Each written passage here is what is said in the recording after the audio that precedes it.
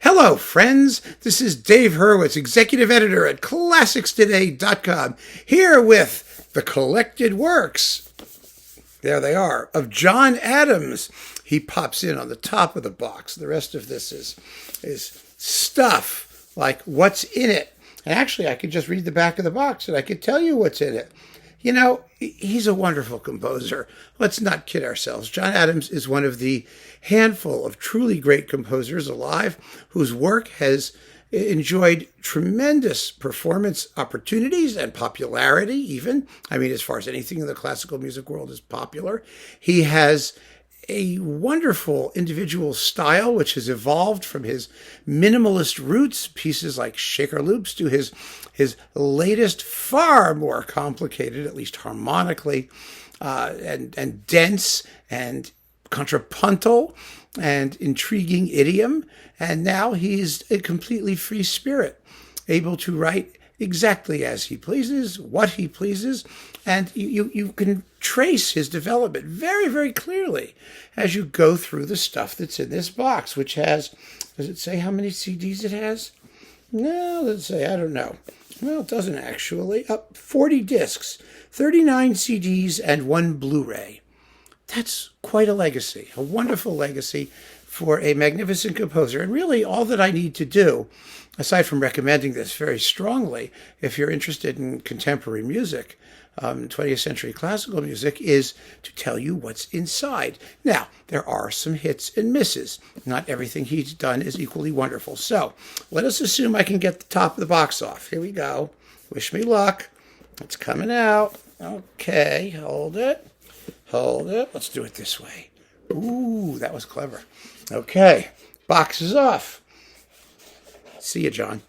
All right. And in here, you've got the discs. This is on Nonsuch, by the way, which is Warner. And Nonsuch is an independent label. Seems barely to exist anymore, but it was originally Nonsuch, and so I guess it's remained Nonsuch. And it's very nicely packaged because in this box, you get all the CDs this way. And then this way, you have 2 booklets, one of essays by various people, and another, a list of the actual works and track listings and stuff like that. And you actually have, there's a separate, let me show you here. There's a separate card here that gives you the list of everything in it, which is really very convenient. I can just read this wonderful card. And it would be fun. You have 2 recordings of Harmonious, which is possibly his most popular large orchestral work. But let's see what we have, shall we? I'm going to look at the card. Well, you know what? It's more fun to do it. I'm going to put this back. Let's do it disc by disc, shall we? I mean, it's more fun that way, isn't it? Let me take out a handful of them here. So let's see, 1, 2, here's the first pile of them. All right. John Adams. Oh, yeah, that was great. Okay, so, you ready? Disc 1 is Harmonious. This was the disc that introduced so many of us to John Adams with the San Francisco Symphony under Edo de Wart. It has 3 movements. I saw a very fine live performance in Cleveland under Franz Welser-Most with the Cleveland Orchestra.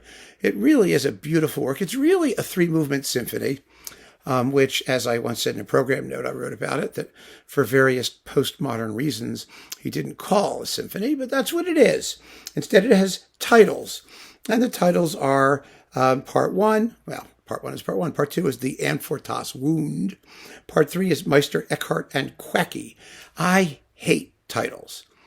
I hate titles like this particularly because they just beg the question of what the hell he's talking about, and they don't clarify what the music is doing at all. They just make it more complicated, and they make the composer, it seems like the composer is making an effort to be smarter than his audience.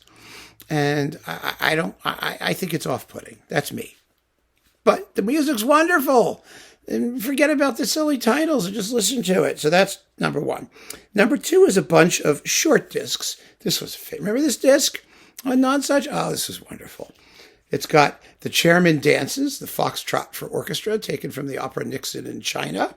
Christian Zeal and Activity, Tromba Lontana, A Short Ride in a Fast Machine, one of the most played of all contemporary orchestral works, for sure.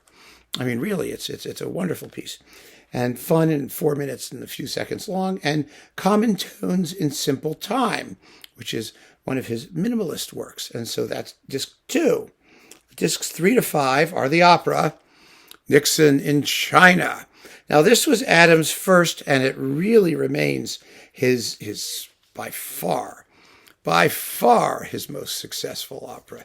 All of the others are, in one way or another, sort of failures.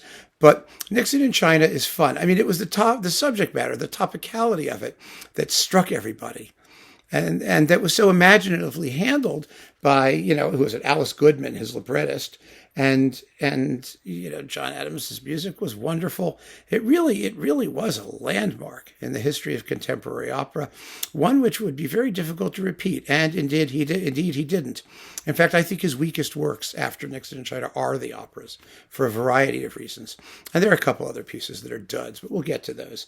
Then we've got The Wound Dresser and Fearful Symmetries. Okay, well, those are fun. I can't describe every single piece here. There's just no way that's going to happen. Let's see, disc 3, 5. This is disc 7. What happened to disc 6? Is disc 6 missing? Mm-hmm. Oh, 3 to 6. Pardon me. This says 3 to 6, and it says 3 to 5 on the back. Well, that's interesting, isn't it? Let us try and get to the bottom of this. Ixon in China is not a 4-disc opera by any stretch of the imagination. So, if we open this up, how many discs are there? No, there are 4 discs. And the Blu-ray. Disc 6 is the Blu-ray. The mystery has been solved. There you go. So if you get this, and it has discs 3 to 5, and then you're on disc 7, then you look on here and it says disc 3 to 6, and then you're on 7, don't panic.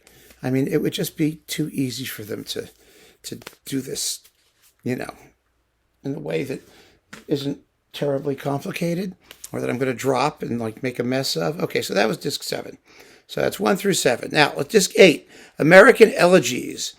We have, this is Charles Ives' songs. These are original discs, so this isn't all his stuff. Morton Feldman, John Adams. Oh, this is mostly music by other people.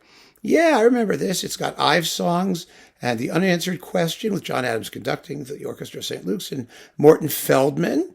Madame Press died last week at 90. That's a wonderful short little work. And then John Adams' Eros Piano with Paul Crossley and David Diamond, the Elegy in Memory of Maurice Ravel, and Ingram Marshall's Fog Tropes.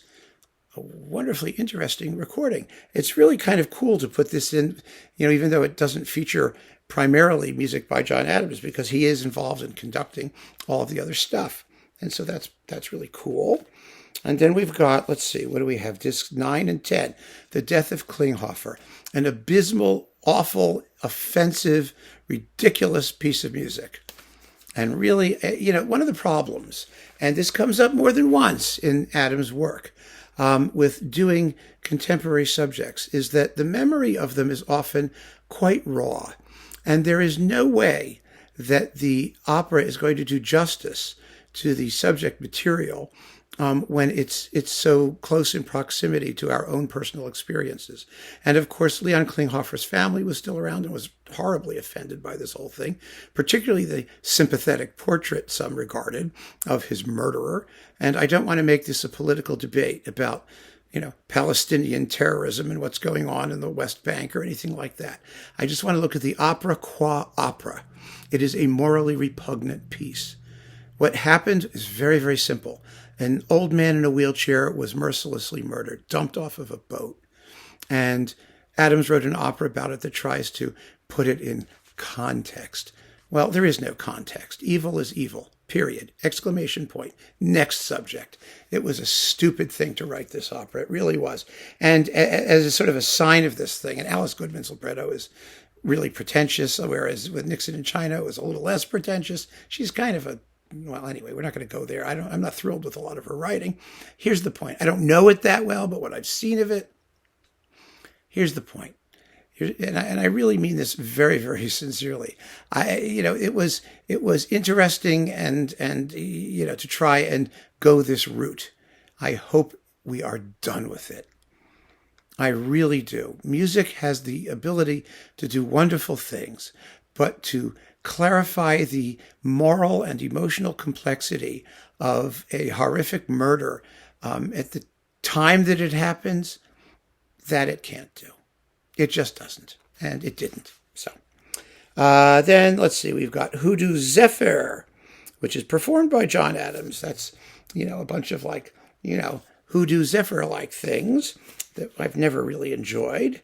But that's me. Then the Chamber Symphony. Chamber Symphony is interesting. It's obviously like Harmonium Lara. Takes its starting point, Schoenberg's Chamber Symphony. And it is indeed a complex, thorny, somewhat naughty work at times, but it's coupled with grand pianola music, which it's delightful and has just this rich sense of humor. It's fantastic. I really think it shows, the range that Adams was able to achieve. And this is one of the great discs in the set. It really is. And then his violin concerto with Gideon Kramer and Kent Nagano. That's a lovely work. And Shaker Loops, one of his original minimalist masterpieces. Originally, when was it released on New Albion Records? When John Adams was just a flash, not a flash in the pan, I wouldn't say, but one of that sort of minimalist crowd, a groupie, part of the cult, the minimalists. And then he slowly began to emerge as a distinctive voice. And it's a wonderful process. And once you know where he is, you can go back and listen to his earlier work with an entirely renewed appreciation and understanding of how he achieved what he did. Then we've got El Dorado, which is an interesting orchestral piece. I love his orchestral music, I do. And it's just very interesting. And it's coupled with Busoni's Berceuse Elegiaque and Liszt's The Black Gondola, orchestrated by John Adams. See, there's some cool other stuff here. Gnarly Buttons and John Adams' Book of Alleged Dances. This is with the Kronos Quartet. Now, the Kronos Quartet, they are famous for doing contemporary music, but they do have a rather rough and ready tone, an ensemble that has never thrilled me, I have to say. They're very good technically in playing, but they're not so alluring timbrally. And then Gnarly Buttons for clarinet and orchestra, which is just a great title. Some of these titles are fun, I grant that. I was looking at the ceiling and then I saw the sky, a song play in 2 acts. Again, it's like the rest of Adams's theatrical stuff. It just doesn't do it for me. I think he's much, much better at abstract music, chamber music or orchestral music or something like that. But again, partly it's a function of the texts he chooses, which, impress me or not in various ways. But also, I think he's better operating in those forms, in those abstract orchestral forms, because minimalism sort of started that way. It wasn't designed to be theatrical, although of course Philip Glass changed all that too. So maybe I should just shut up about it. Harmonium and the Klinghoffer choruses. See, now Harmonium is a wonderful piece for chorus and orchestra. Very, very beautiful. This is the classic San Francisco performance with John Adams conducting. And then we've got the Death of Klinghoffer choruses, which is really what survives of the opera. And hearing them separately, doesn't help. It's better than hearing the whole opera because it has the more repulsive parts taken out, but who cares? All right, disc 18, Century Rolls, great piece. It's a piano concerto with Emmanuel Axe, the Cleveland Orchestra, and Christoph Dochnani. Then Lollapalooza and Slonimsky's Earbox. Fun stuff. All right, let me just put this down here. We're about halfway through. Yes, 18, disc 18. Okay. So I'm going to put that over there and pull this stuff out and put this back. Give me a second here. It's just the logistics here of doing these videos sometimes get terribly complicated. They really do. All right. Now we've got all the rest of it. At least, what's this? Oh, yeah. Okay. So, El Nino, a nativity oratorio for chorus and orchestra. I enjoyed this. It's beautiful. It's beautifully performed by Lorraine Hunt Lieberson, Dawn Upshaw, Willard White, the Theater of Voices with Paul Hillier. The Deutsche Symphony Orchestra Berlin, Kent Nagano. I mean, you give the guy credit. He really gets great performers to do his stuff. It's absolutely lovely. So, that's a nice piece. That's a good piece. And naive and sentimental music. This is, so much contemporary music is based on earlier music, whether it's Harmonian Lehre, which was Schoenberg's harmonic treatise, his treatise on harmony, or the Chamber Symphony, or naive and sentimental music, which is Schubertian, naive and sentimental waltzes, or whatever the heck they are, and Valse noble et sentimentale, the noble and sentimental waltzes by Ravel. These are designed to resonate with our memories if we know those other works. And if we do, great. If we don't, doesn't matter. Doesn't matter a bit. This is lovely work. Really terrific. Then we've got road movies for violin and piano with Leila Josefowitz and John Novacek, and Hallelujah Junction with Nicholas Hodges and Rolf Hind for 2 pianos, and China Gates with Nick Hodges, and American Berserk with Nick Hodges. Nick Hodges is a contemporary music specialist, and Phrygian Gates with Rolf Hind. So this is basically music with piano, chamber music. And, some very good stuff in there, by the way. Phrygian Gates, that's on here, right? Didn't I just say that? Yeah, beautiful work. Let's see. On the Transmigration of Souls. Okay, this is a 1 CD special that only lasts 25 minutes. I was at the premiere. I think this piece is an abomination. Horrible. For the same reason Klinghoffer was horrible. First of all, musically, it's mud. It's just this, this concatenation of sounds with voices going, I see buildings, and, planes are coming, or whatever. It's just horrible. But the real thing that was horrible about it is that, everything that was written in the wake of 9/11 was horrible. It was opportunistic. It was the classical music industry, knowing it was going to get performed if it wrote memorial pieces about 9/11. And this won a Pulitzer Prize, to the Pulitzer Committee's eternal shame and damnation. And what made it so repulsive was the fact that there isn't one single note in any of this piece's 25 minutes that comes within 100 million billion zillion miles of the tamest, least significant element of the tragedy that was 9/11. Music can't do it justice. And again, we are way too close to the event, to even begin to make sense of how we want to remember it. And what this thing was supposed to do, I have no clue. It's completely cold and uninteresting as a work, and I find it terminally lacking in sincerity. I mean, sincerity in the sense that it doesn't know what it's being sincere about. So it just, the pretension of the whole thing just offended me beyond belief. It was awful. And I saw the premiere. Lucky me. Okay. Then there's the Dharma at Big Sur.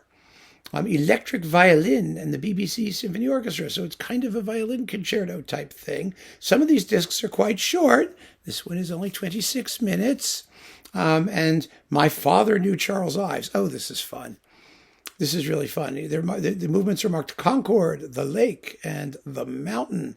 But again, it's the BBC Symphony, and it's a disc that is only 25 minutes long. These are basically singles. I mean, it's wonderful. It's amazing, frankly, that John Adams's music gets recorded almost as soon as he writes it. That's an extraordinary thing.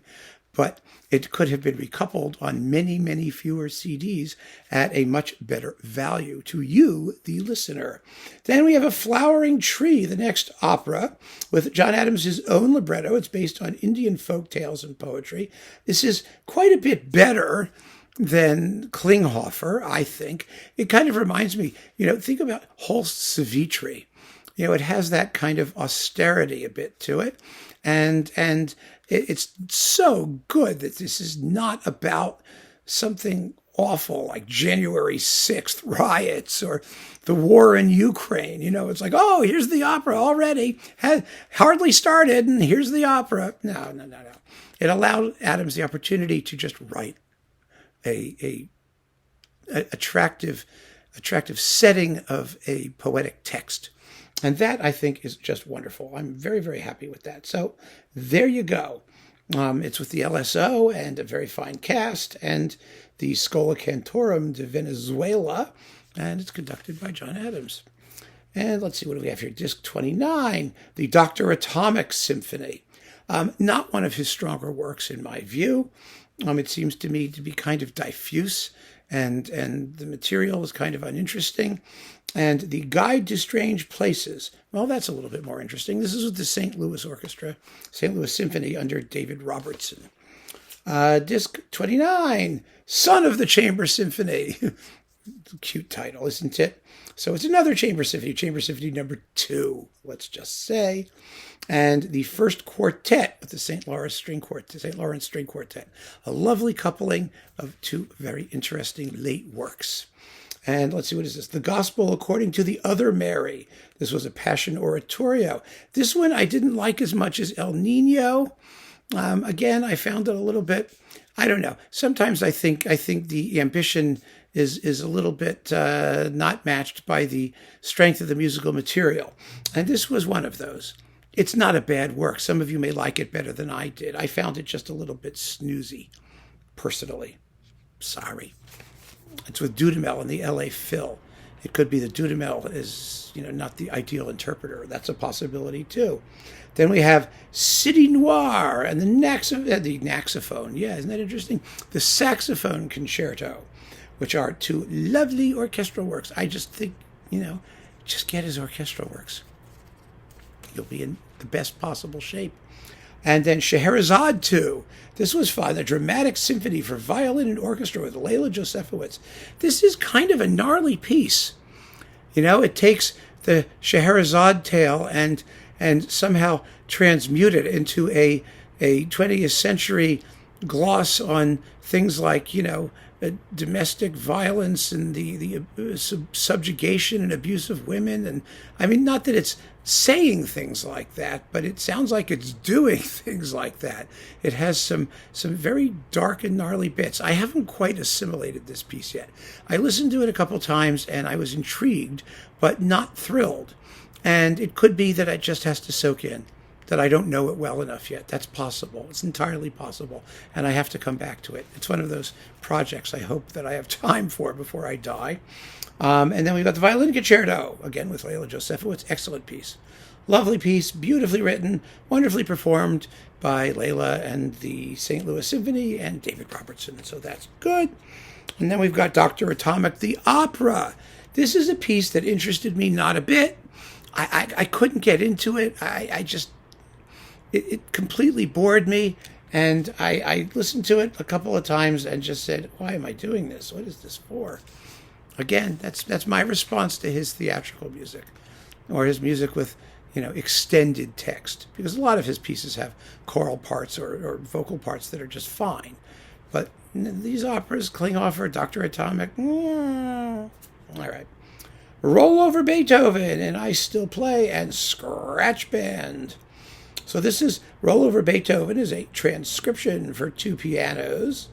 And let's see, I Still Play with Jeremy Denk, and Scratch Band with Ensemble Moderne. Different pieces of different types. I can't describe these in detail. Life is just too short. I will say that, John Adams, whether I like the music or dislike the music, he's really maintained an extraordinarily high standard of craftsmanship, of workmanship, of whatever you want to call it, musicality. I criticize some of these things because I find them personally repugnant, but I'm not going to say that he's not a master. Everybody has their moments, and everyone's view of the music is going to be personal and different.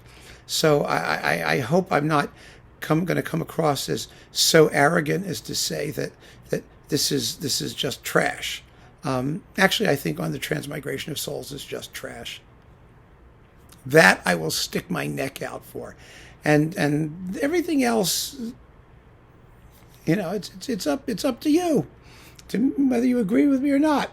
Must the Devil Have All the Good Tunes, licensed from Deutsche Grammophon, with Yujo Wang Piano and the LA Phil and Dudamel. Well, this is fun. It's another piano concerto, and it's extremely enjoyable. And it also is quirky and has a sense of humor. I mean, the title says it all. The individual movements are gritty, funky, but in strict tempo, twitchy, bot-like. Now, there's an interesting expressive designation, bot-like. That's really kind of fun. So, what the heck? Then we have absolute jest and grand pianola music again. We need another one? Well, why not? Oh, I see. This is this is what it is. Grand pianola music and absolute jest. Okay. Piece for string quartet and orchestra, and then 2 pianos in orchestra. And I still love grand pianola music. I guess collected works means that, everything recorded for non-such. And on disc 40, again, Harmonium Lehre, this time with the Berlin Philharmonic and John Adams, which we don't need to hear again. I really don't think we do. I mean, it's like they put that in. It's like he gets did I do this right? No, of course I did it wrong. So let me reassemble all this stuff. It's like he gets the ultimate stamp of approval once the Berlin Philharmonic plays your piece. I mean, who cares what the Berlin Philharmonic plays? I mean, honestly, does it make any difference? Not to me. Maybe it did in Berlin. Anyway, so that, my dear friends, my extremely dear friends, is... How come these are all backwards now? Oh, well, give me a second here, and I'll figure this out. That is the John Adams Collected Works box. And like I said, it is thrilling to me, and I mean this in all seriousness, that we have a collected works of a living composer, a really great living composer. I mean, just a terrific living composer who's still living and who's doing more. And presumably this will have to be updated sometime, hopefully with an appendix, not with another box that we have to buy and pay for in order to get all the same stuff all over again. Because John Adams is going strong, and that's also a good thing. One of the things that people forget is that there is so much great music out there, and great music being written all the time. We just have to find it. And the only way we can do that, the answer, is if we keep on listening. And this gives us quite a bit to listen to. It's a wonderful tribute to a major, major, major artist. So keep on listening, friends. Thank you so much for joining me. Take care.